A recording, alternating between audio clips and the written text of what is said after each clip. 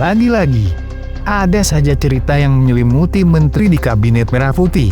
Kali ini, sorotan tertuju pada Menteri Koperasi Budi Aris Setiadi. Bukan tanpa alasan, Presiden Prabowo bahkan diminta untuk memberhentikan Budi Ari dari jabatannya. Tujuannya? Demi menjaga marwah kabinet di mata publik. Apa sebenarnya yang terjadi?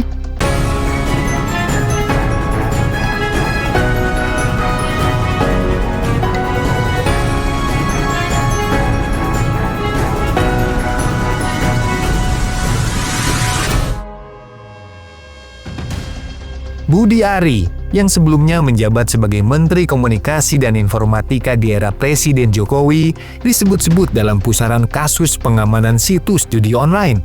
Isu ini memang bukan hal yang sepenuhnya mengejutkan, sebab namanya sudah beberapa kali dikaitkan dengan perkara ini sejak awal. Sebelumnya, sempat muncul pemberitaan bahwa Budi Ari diduga meminta bagian sebesar 50% dari praktik pengamanan situs-situs judi online.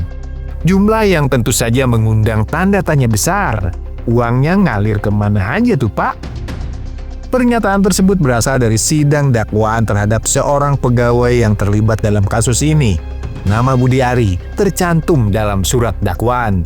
Dan hal inilah yang kemudian mendorong desakan dari publik agar aparat penegak hukum menelusuri kasus ini hingga tuntas. Isu ini pun mendapat respon dari lingkungan istana. Kepala Kantor Staf Presiden Hasan Nasbi angkat suara menanggapi. Pemerintah itu menghormati proses hukum.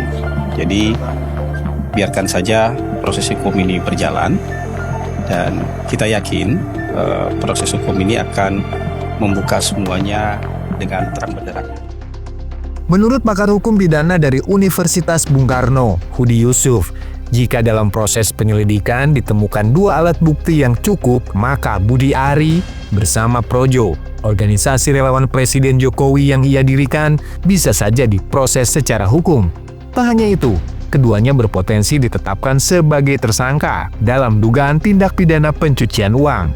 Dan karena namanya sudah masuk dalam surat dakwaan, kehadiran Budi Ari di persidangan pun dianggap sebagai keharusan. Sementara itu, peneliti dari Pusat Studi Anti Korupsi Universitas Mula Warman, Herdiansyah Hamzah, menduga Budi Ari adalah salah satu aktor intelektual di balik praktik pengamanan situs judi online ini. Ironis, ketika upaya memberantas judi online justru terhambat oleh mereka yang seharusnya berada di garis depan penegakan aturan. Sebab, situs yang diblokir bisa jadi hanya enggan berkompromi, sementara yang patuh justru semakin menjamur. Maka pertanyaannya, ini kita sedang mencerdaskan bangsa atau perlahan-lahan menghancurkannya secara sistematis? Kini, publik pun bertanya, akankah Budi Ari memilih mundur dari jabatannya sebagai Menteri Koperasi demi harga menjaga integritas kabinet? Atau, seperti banyak kasus lainnya, akan tetap bertahan dan dibiaskan? Bagaimana menurut kawan Kosla?